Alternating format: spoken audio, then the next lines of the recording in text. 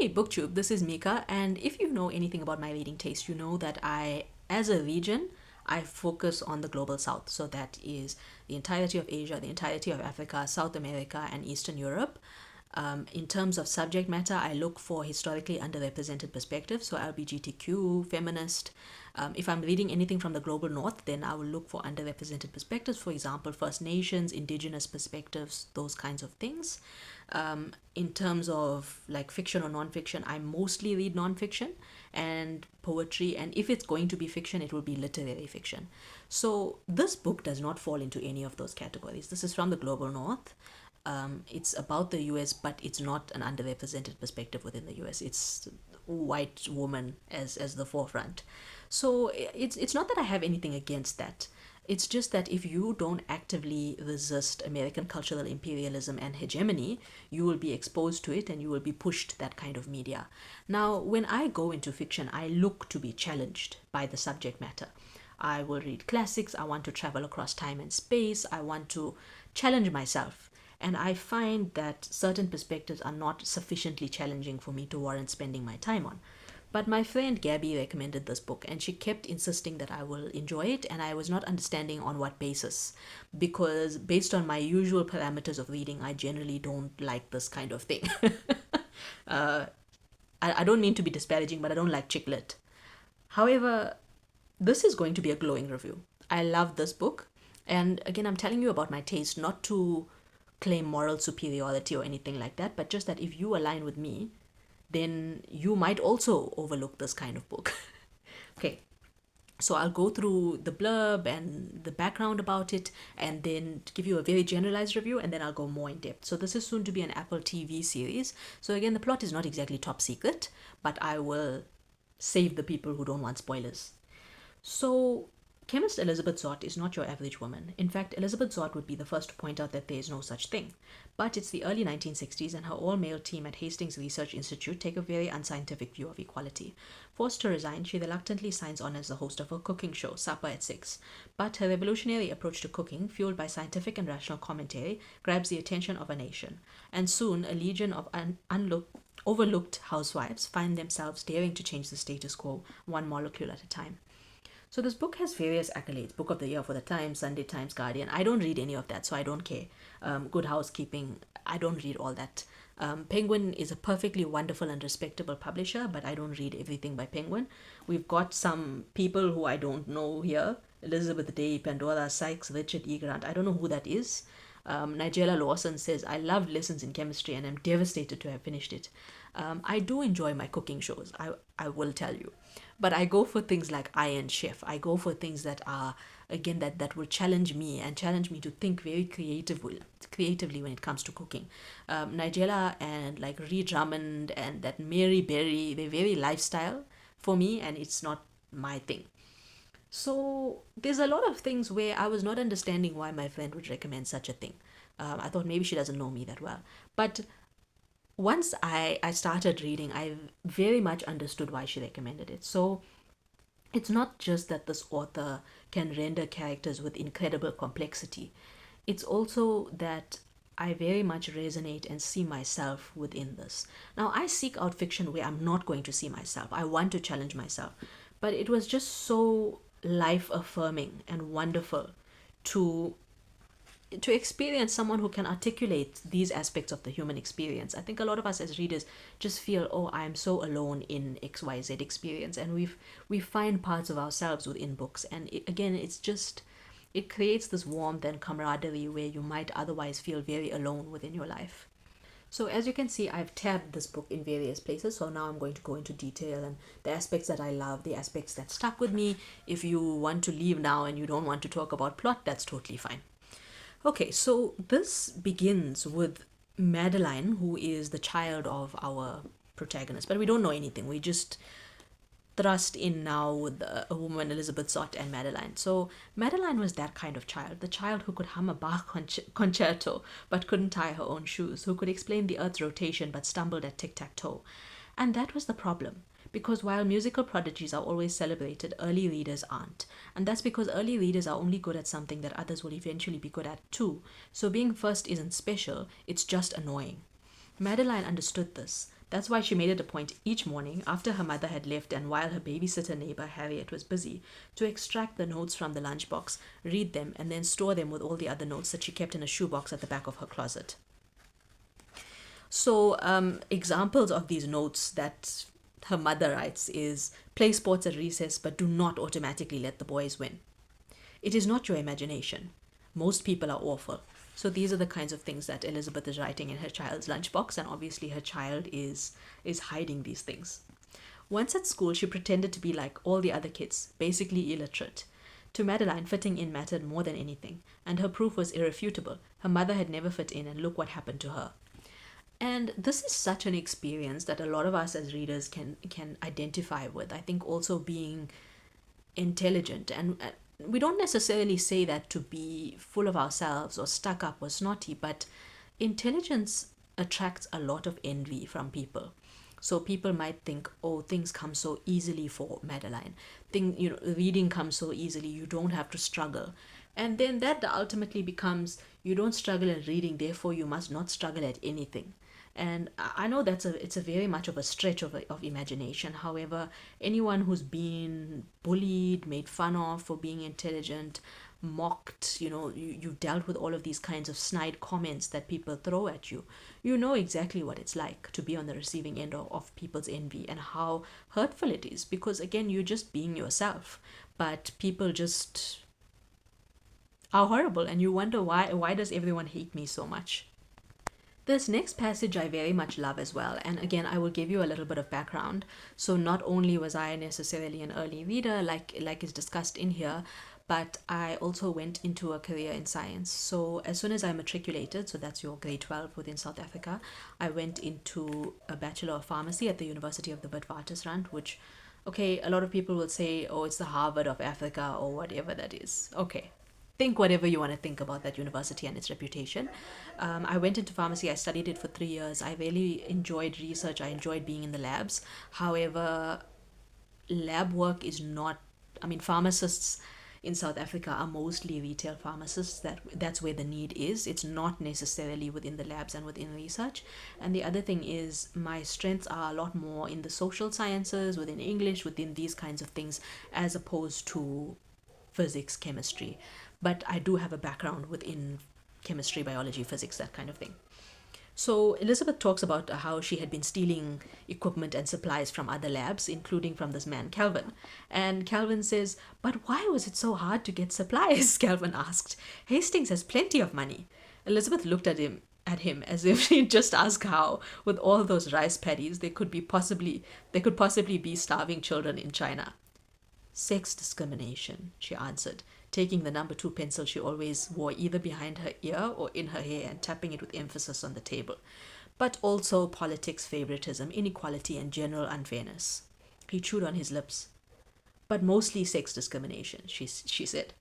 What sex discrimination? He asked innocently.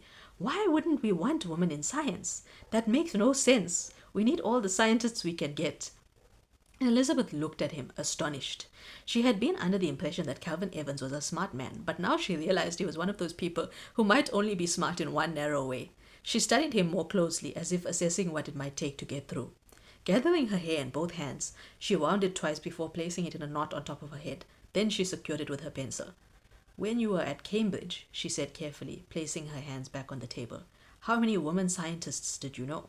None, but my college was all male. So obviously she goes through this process, and I am someone who has found it very difficult to identify as a feminist. I went to an all-girls school, and we were all encouraged to identify as feminists. The teachers would encourage us and all of that, but it was this white liberal feminism which never really resonated with me, because people characterized it as, to be a white liberal feminist, you need to just argue with the worst of the worst in society, and that is your role. And I never saw myself in that lane. I could see myself very much working at NGOs and, assisting on the ground, but this explaining to idiots what misogyny is, from A to Z, you have to start A, B, C, then comes D, then comes E, as if they are idiots. And I just didn't necessarily think that it was such a good use of my time, and so I therefore didn't identify as a feminist. But the more and more I read this book, the more I kind of got a reflection of myself within this book and how confident Elizabeth is and how she comes across. And again, it gave me such an insight into myself, and how people see her, because people look at Elizabeth and they say, oh, she's intelligent and she's pretty, and therefore everything must be just so easy for her. Oh, she's so confident, good for her. And again, they treat her with this envy and almost contempt. And this is something that I have experienced within my life as well, in terms of work as well, the discrimination and how subtle and insidious it is, and how on a day-to-day basis it drives you insane because other people are trying to push you down, take credit for your work, these kinds of things, which I have very much experienced before. So again, that's what I really loved about this book. This review is obviously going to be very personal, because for me, books are supposed to be personal. I'm supposed to take them, internalize them, apply them to my life, that kind of thing, not just mindlessly consume books and then forget them the next day. But a lot of these conversations have really stuck with me. So, on that subject of envy, where people look at Elizabeth and make a lot of assumptions about her life, which are not actually true, this is in the Hastings cafeteria, so this is within her workplace. There's nothing more irritating than witnessing someone else's unfair share of happiness, and to some of their colleagues at Hastings Research Institute, Elizabeth and Calvin had an unfair share. He because he was brilliant, she because she was beautiful. When they became a couple, their unfair shares automatically doubled, making it really unfair. The worst part, according to these people, was that they hadn't earned their shares. They'd simply been born that way, meaning their unfair share of happiness arose not from hard work, but from genetic luck. And the fact that the duo decided to combine their unearned gifts into one loving and probably highly sexual relationship, which the rest of them had to witness at lunch every day, just made it that much worse. Here they come, said a geologist from the seventh floor. Batman and Robin. I heard they're shacking up together. Did you know that? Asked his lab mate. Everyone knows that. And so again, people look with this contempt, with this envy, with this vitriol. And that kind of attitude oozes out of people. And I mean, this is something that I've experienced within my own workplace as well. I had my fiance visit, and the vitriolic kind of comments that I would get from women in the workplace was just shocking. And, I didn't understand why. Like, you have a husband, or mind your own business. It's horrible. And on the subject of envy, this is a very widely covered phenomenon, but a lot of people talk about envy within female friendships, sabotage, these kinds of things, and how woman friendships always mean trouble. For me, that has somewhat been a reality, actually. However, I do have some very deep and wonderful female friendships, but this book very much captures it. So, this is now from the perspective of Elizabeth Zott's neighbor, Harriet Sloane. Harriet Sloane had never been pretty, but she'd known pretty people, and they always seemed to attract trouble. They were either loved for being pretty or hated for exactly the same reason. When Calvin Evans began dating Elizabeth Zott, Harriet assumed pretty was why. But when she first spied on them from her perch in her living room, their curtains obligingly parted to give her an unobstructed view into their living room. She had to rethink her assumption. To her, it seemed Calvin and Elizabeth had enjoyed a strange relationship, almost supernatural, like identical twins separated at birth who accidentally stumble upon each other in a foxhole and, despite death all around, are amazed to discover that not only do they look alike and share a serious allergy to clams, but neither liked Dean Martin. Really? She imagined Calvin and Elizabeth saying to each other all the time, "Me too." It hadn't been that way with her and the now retired Mr. Sloane. The only excitement had come at the beginning, but it had worn off like cheap nail polish. She'd found him bold because he had a tattoo and seemed not to notice that her ankles were thick and her hair was thin. In retrospect, that should have been a clue, that he didn't notice her, because then maybe she would have realized he was never going to notice her. She couldn't remember how soon into their marriage she began to realize he wasn't in love. She wasn't in love with him, nor he with her, but it was probably somewhere between the way he pronounced jor, and the way his thicket of body hair constantly detached itself like seeds from a dandelion head, blanketing their home. Yes, living with Mr. Sloane was revolting, but Harriet was not completely repelled by his physical defects. She shed herself. Rather, it was his low-grade stupidity she abhorred, his dull, opinionated, know-nothing, charmless complexion, his ignorance, bigotry, vulgarity, insensitivity, and above all, his wholly undeserved faith in himself. Like most stupid people, Mr. Sloane wasn't smart enough just to know how stupid he was. And I think Harriet Sloane looks upon Elizabeth, sees the beauty, sees this relationship, and somehow still decides to be supportive of Elizabeth, which for me is, it's amazing. It shows such a strength of character that's not necessarily something that I've experienced from other people. This kindness, this goodwill that Harriet Sloane displays as a character. It's, yeah, this thing of being pretty, it's funny. And again, you will hear this from a lot of famous actresses and supermodels where they'll say that they didn't realize they were beautiful or they always felt ugly. And comment sections will say, like, oh, is she stupid? Is she blind? Etc.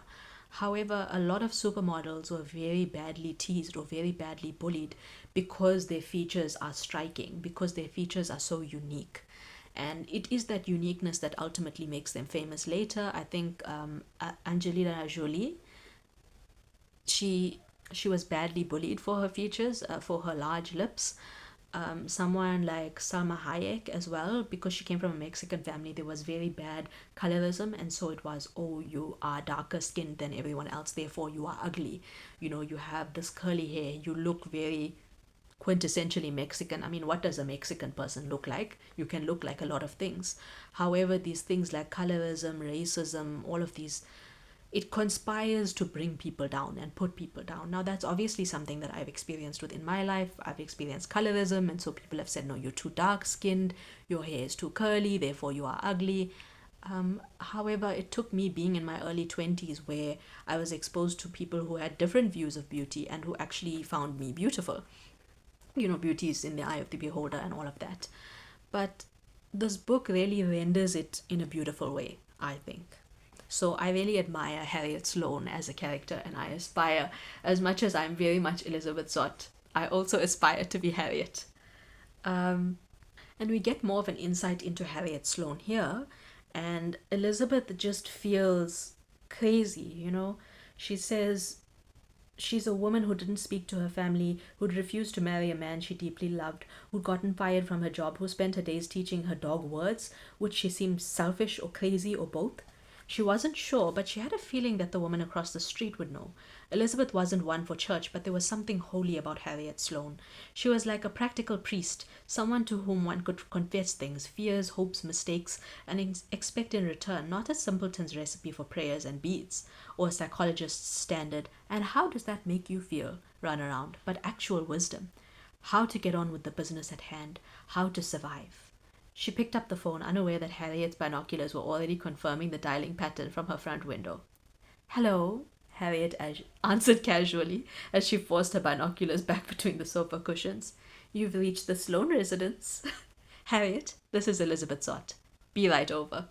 And I think this beautiful support and this female friendship is, it's remarkable to me. I don't know, maybe it's very ordinary. However, it has been remarkable within my life. And this this practical priest is something that people have told me. I'll be sitting in court, I'll be waiting with my court bundles, waiting to discuss something with the magistrate or clerk of court or whatever it is, and I will just have people coming from the woodworks and telling me their life stories. It's like something is written on my forehead, like, tell me everything. And that's just something that I see in public as well. In shops, people just want to tell me all of their life stories, and I think it's it's a wonderful gift that I have that I don't necessarily take for granted, but it does things weigh heavily on me when people tell me their stories and I'm just carrying all of this and I don't necessarily know what to do with it. So strangers feel very familiar with me at times. And I think when books capture these quite specific experiences and capture it with compassion, that's what makes a book really stand out for me. Because sure, this book is not necessarily groundbreaking in that it deals with sexism within the 1960s. However, the way that it handles these things is what is remarkable to me and what is memorable to me. the writing tips that people get is, if you're writing about something big like war, you don't write about the jet planes and the napalm and the bombs. You write smaller and smaller and smaller. So you write about the children's shoes that are on the pile in the street, and that's specifically talking about Nazi Germany. But that's how this author tackles things like sexism and things like envy, because arguably you can understand envy to a certain extent, because people think it's a zero sum game. If one woman is winning, then it must mean that I am losing. People have this very scarcity mindset, so it's very much about a crab mentality of pulling everybody else down. Crabs in a bucket. So there is this sort of saying that when you have crabs in a bucket, then all of them conspire to bring each other down, not necessarily to help someone else to rise up, or to just ignore the person rising up. It's very much about dragging people down.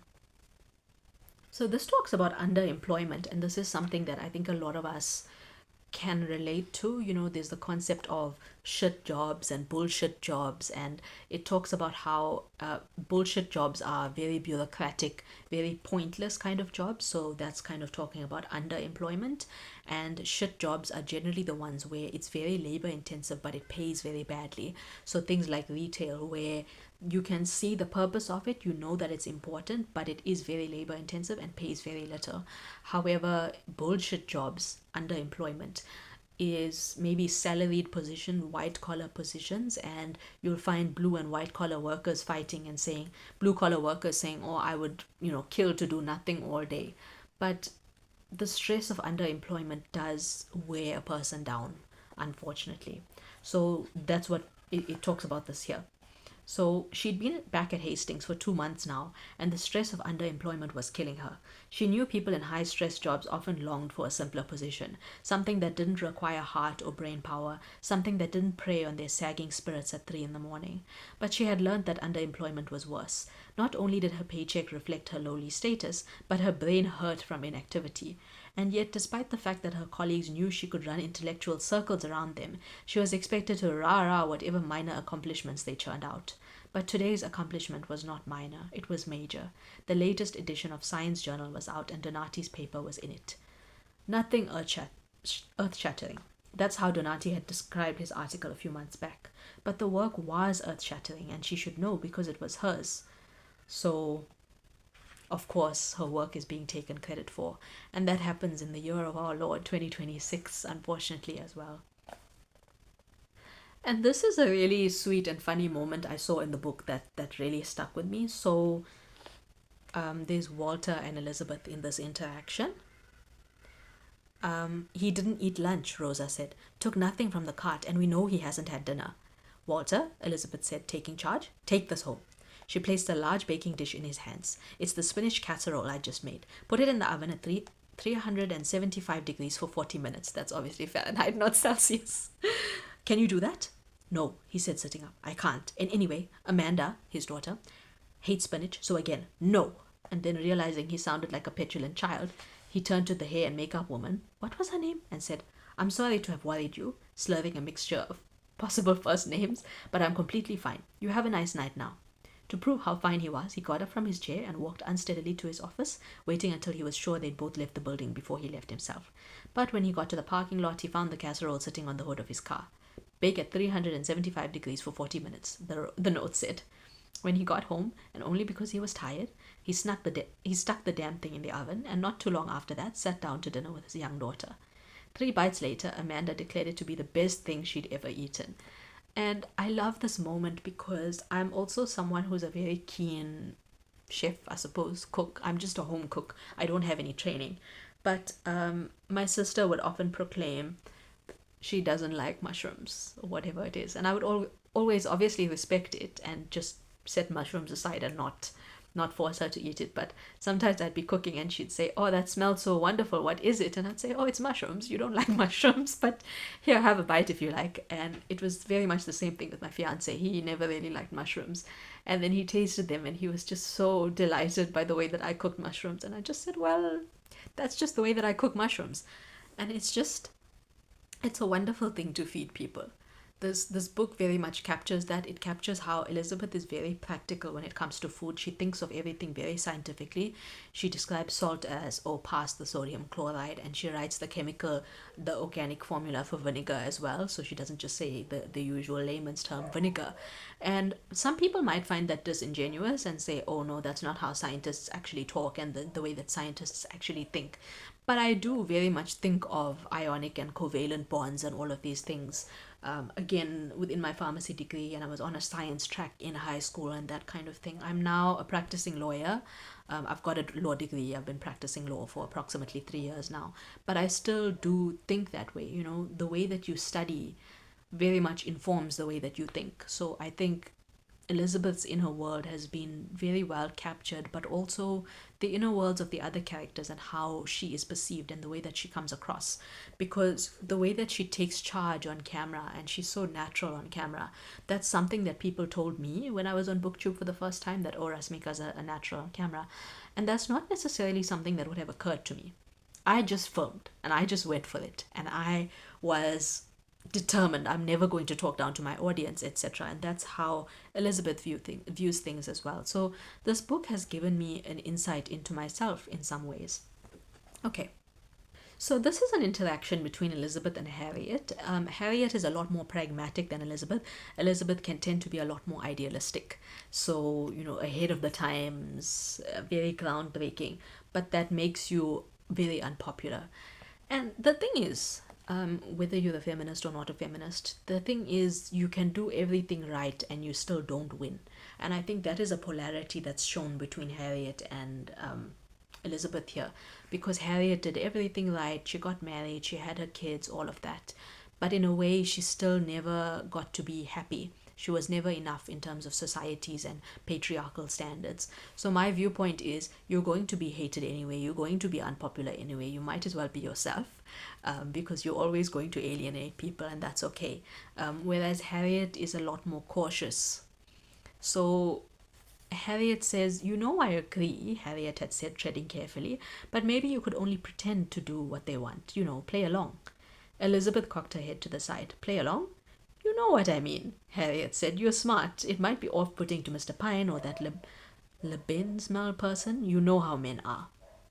Elizabeth considered this. This boys will be boys. You know how men are. Elizabeth considered this. No, she did not know how men were. With the exception of Calvin and her dead brother John, Dr. Mason, and maybe Walter Pine, she only ever seemed to bring out the worst in men. They either wanted to control her, touch her, dominate her, silence her, correct her, or tell her what to do. She didn't understand why they couldn't just treat her as a fellow human being, as a colleague, a friend, an equal, or even a stranger on the street, someone to whom one is automatically respectful until you find out they've buried a bunch of bodies in the backyard. And I totally agree with that. Very little has changed. You do see that in 2026. There's a lot of entitlement, men want to belittle you, humiliate you, touch you, whatever it is. And it's very sad. So this kind of goes more into Elizabeth's mind. Harriet was her only real friend, and they agreed on most things, but on this they did not. According to Harriet, men were a world apart from women. They required coddling, they had fragile egos, they couldn't allow a woman's intelligence or skill if it exceeded their own. Harriet, that's ridiculous, Elizabeth had argued. Men and women are both human beings, and as humans we're byproducts of our upbringings, victims of our lackluster educational systems, and choosers of our behaviors. In short, the reduction of women to something less than men, and the elevation of men to something more than women, is not biological, it's cultural. And it starts with two words, pink and blue. Everything skyrockets out of control from there. And I definitely agree, it's very much nurture. I've been told that I need to coddle men more, and I'm sorry, I just can't. So here, Madeline is watching Elizabeth's show, and she asks, but why do you think my mom's so popular? Madeline asked, still wishing she didn't have to share her. So Madeline wishes she didn't have to share her mother. Because she says exactly what she thinks, Walter said, which is very rare, but also because the food she makes is very, very good. And because everyone seems to want to learn chemistry, oddly. But why is saying what you think so rare? Because there are consequences, Harriet said. Huge consequences, Walter agreed. From a TV in the corner, Elizabeth said, it looks like we have a time today to take a question from our studio audience. Yes, you there in the lavender dress. A woman stood up, beaming. Yes, hello, my name is Edna Flatterstein, and I'm from China Lake. I just wanted to say I love the show, and I especially loved what you said about being grateful for food. And I just wondered if you have a favorite grace you recite before each meal to thank our Lord and Savior for the bounty. I'd love to hear it. Thank you. Elizabeth shielded her eyes as if to get a better look at Edna. Hello, Edna, she said, and thanks for your question. The answer is no, I don't have a favorite grace. In fact, I don't say grace at all. Standing in the office, both Walter and Harriet paled. Please, Walter whispered, don't say it. Because I'm an atheist, Elizabeth said matter-of-factly. There she blows, Harriet said. In other words, I don't believe in God, added Elizabeth as the audience gasped. Wait, is that rare? Madeline piped up. Is not believing in God one of those rare things? But I do believe in the people who made the food possible, Elizabeth continued. The farmers, the pickers, the truckers, the grocery store shelf stockers. But most of all, I believe in you, Edna, because you made the meal that nourishes your family. Because of you, a new generation flourishes. Because of you, others live. She paused, checking the clock, and then turned directly to the camera. That's all we have time for today. I hope you'll join me tomorrow as we explore the fascinating world of temperature and how it affects flavor. Then she cocked her head slightly to the left, almost as if she were considering whether she'd gone too far or not far enough. Children, set the table, she said with extra resolution. Your mother needs a moment to herself. And within a few seconds, Walter's phone began to ring and did not stop. It's funny because I was similarly oblivious to Elizabeth. I think I was so much in my own world and in my own head that it alienated. I don't know, I just didn't have a sense of reality in many ways. So when I was like 14, 15, I would also say things like this very matter-of-factly, like, no, I'm an atheist. I knew maybe from the time I was 10 years old that I was an atheist. And for me, it was just matter-of-fact. That is how I am. You know, you may be Catholic, Muslim, Jewish, Hindu, whatever. I'm also an atheist. However, this really shocked a lot of people in school, and I would have teachers like getting very concerned, and fellow classmates, and I mean even when, as late as me studying my law degree. And again, law is a very it's a very disciplined, you have to examine your thoughts. There's a lot of metacognition and logic and all of these things. So I was very shocked that my lecturers were so scandalized by me being an atheist. I don't know, they asked, and so I just answered. Like, I'm not hiding it from anybody. But yeah, it seems to be a very shocking thing. And I do tend to be very matter-of-fact about things. So even when I was in high school, I would do like speeches and like presentations, and I would say things very matter-of-factly, like about the LGBTQ community, and like, oh, I just accept it. And Elizabeth had said things about the civil rights movement and how racism has no basis in science, which is true. And again, maybe my thought process was very scientific. So again, I kind of saw sexism as not a biological thing, but it's very much cultural and very much, you know, nature versus nurture. It's very much more nurture. In terms of science, maybe my scientific mind informed my atheism, maybe not. And LGBTQ as well, scientifically, it's not a choice, it's very normal. Like, you'll find a lot of species, there is homosexuality within dolphins and things like that as well. So again, I speak and I think in a very matter-of-fact way. However, it does tend to scandalize people. So it was so interesting for me to read this and to realize how I came across, because again, we don't necessarily know how we come across until we're mirrored back. However, the way that people mirror, when they mirror with this shock, and you know, I wonder, like, oh, is there something wrong with me? Is there something wrong with this perspective? So yeah, this book really gave me such an insight. Like, as at 14, 15, I was very precocious like this, but not necessarily popular, you know. So within my teenage years, I went almost completely mute because I really didn't understand some of this vitriol that I was experiencing. So okay, I had to pause filming because my dog was guarding us from the grocery delivery man. And so I really love I love the rendering of the dog in this book. So we do get the perspective from the dog, 630, who they have named. And I really love those segments as well. I haven't actually flagged them within the book to discuss. However, I just I found it to be such a charming perspective within the book. So yeah, Bella just needs to learn how to behave and just to relax. Okay, so here we have an interaction between Elizabeth and the doctor. And the doctor says, "You know what really kills me?" he said, gesturing at a woman doing jumping jacks. "I've been trying to get my wife to row for years." So, again, this is rowing as a hobby. As you know, I believe women have a higher threshold for pain. Still, nothing I could say could convince her. But one word from Elizabeth Zott, the woman doing jumping jacks, stopped to give Elizabeth a thumbs up, and she couldn't get down here fast enough. "Oh, I see," Elizabeth said slowly as she gave the woman a small nod of approval. "So really, you're glad. So what you're trying to say is, thank you, Elizabeth." "No." "You're very welcome, Dr. Mason." "No." She glanced back at the woman. "Your wife is getting on the erg." "Oh God," Mason called. "Betsy, not that." So I really love this. And funnily enough, when it talks about Elizabeth and Calvin's relationship, it's very similar to what I experienced with my own fiance as well. We just love each other. We just care for each other so much. And so one of his hobbies is rock climbing. And so I just got into it. I thought, hey, let me give it a shot since you love it so much, and let's just spend some more time together. And his rock climbing friends were quite surprised in many ways that I was just so happily adopting his hobbies. And he does the same for me. He tried painting, doesn't really like it. He'll try a bunch of things. Swimming, that's my thing, and he doesn't necessarily take to it very easily. However, he gave it a shot. It's just us sharing our inner and outer worlds with each other. So his climbing friends will say, "Oh, that's quite unusual. Oh, my wife never does this, or my wife never does that." And oh, it's amazing. And I said, like, "Oh, but how can I be getting married to him and not partake in his hobbies?" And a lot of men will say, "You very much can." And when we get the perspective from the onlookers, the other men who are rowing, Calvin happily takes Elizabeth along, and the other men kind of think to themselves, "Yeah, but men and women should be separated and they should be segregated. We must have the man's space and the woman's space, and they must not come together."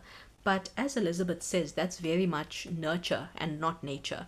So, sure, I do believe in a relationship, there should definitely be healthy boundaries, and you shouldn't be completely attached at the hip. However, I don't think that there's anything wrong with just partaking in each other's joys and, just as my fiance says, doing life together. So I thought the inclusion of rowing as Calvin's hobby within this is fantastic. We also get the backstory of Elizabeth and Calvin and how they came to be. Calvin in these, well, believing that he was orphaned because of the sexism at the time. A woman became pregnant before marriage and she has to hide the fact that she became pregnant. She had to give up her baby to the church. These kinds of issues, and the way that she suffered, and similarly the way that Elizabeth suffered because of religion. So as much as it might seem like the characters are taking purely scientific, purely rational, purely unemotional stances regarding their atheism, you can see what has informed their atheism from an emotional perspective. And again, that's something, it's similar to my experience, it's similar to my fiance's experience with agnosticism. And I just think that this book has captured it so beautifully. As someone who is, so I was in science and I'm currently in law, the way that scientists are portrayed is as these very cold, unfeeling humans, when that's not the case. And it's very similar with lawyers. As soon as people hear the term divorce lawyer, they think of someone who's immediately cynical and doesn't feel and doesn't have any warmth. And people will say, "Oh, do you know of a lawyer who is happily married?" and use these kinds of quips when it comes to professions. And I just don't think that's helpful. I think everyone within professions, we are all human beings.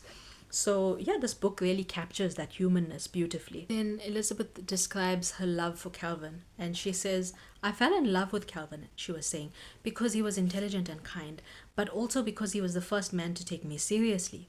Imagine if all men took women seriously. Education would change, the workforce would revolutionize, marriage counselors would go out of business. Do you see my point?" He did, but he really didn't want to. His wife had recently left him, saying that he didn't respect her job as a housewife and mother. But being a housewife and mother wasn't really a job, was it? More like a role. Anyway, she was gone.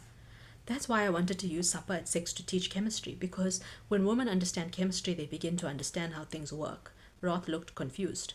"I'm referring to atoms and molecules, Roth." she explained, the real rules that govern the physical world. When women understand these basic concepts, they can begin to see the false limits that have been created for them. You mean by men? I mean by artificial cultural and religious policies that put men in the highly unnatural role of single sex leadership. Even a basic understanding of chemistry reveals the danger of such a lopsided approach. Well, he said, realizing he'd never seen it that way before, I agree that society leaves much to be desired, but when it comes to religion, I tend to think it humbles us, teaches us our place in the world. Really? She said, surprised. I think it lets us off the hook. I think it teaches us that nothing is really our fault, that something or someone else is pulling the strings, and ultimately we're not to blame for the way things are, that to improve things we should pray. But the truth is, we are very much responsible for the badness in the world, and we have the power to fix it. But surely you're not suggesting that humans can fix the universe. I'm speaking of fixing us, Mr. Roth, our mistakes. Nature works on a higher intellectual plane. We can learn more so we can go further, but to accomplish this, we must throw open doors. Too many brilliant minds are kept from scientific research thanks to ignorant biases like gender and race. It infuriates me and it should infuriate you. Science has big problems to solve: famine, disease, extinction, and those who purposefully close the door to others using self-serving, outdated cultural notions are not only dishonest, they're knowingly lazy. Hastings Research Institute is full of them. And I very much agree with this. I think science is so powerful to change perceptions, and however, that's kind of why I left science. I think I loved it growing up, but the more and more I learned about science, the more that I realized we don't necessarily need more science, because there was this denialism by politicians of climate change, denial of science, denial. Thabo Mbeki within South Africa was the pinnacle of anti-intellectualism, and he refused to take ARVs for people who had HIV/AIDS because of, again, this is going into international relations and economics and these kinds of things. But these are the things that hinder science. Science is being defunded, the arts are being defunded. So I would just look around and see all of this prejudice and realize that maybe science isn't for me, not because of those prejudices. I think if I had much more of a natural aptitude for science, I would have stayed. But I realized that my aptitude is a lot more in, well, I'm in law now, so very much I align with that. But yeah, the issues that this book deals with is fantastic, and the handling of these issues is absolutely fantastic. So I will say I loved this book, much to my own surprise, and maybe you will love it too if you pick it up. Yes, it does have these feminist overtones. However, I think when people write within the modern day about the past, it's very much with modern day values, and those are kind of superimposed onto the past. Maybe there is an aspect of that in this book. I don't know that it would be like 100% historically accurate or whatever it is. It's very approachable for a modern audience, and I will say it's not your, I mean, people will often say, or like woke feminism or whatever it is, and what they mean is a disingenuous feminism that's kind of thrown in your face and doesn't necessarily deeply explore things like implications, perception, etc. However, this book was excellently done.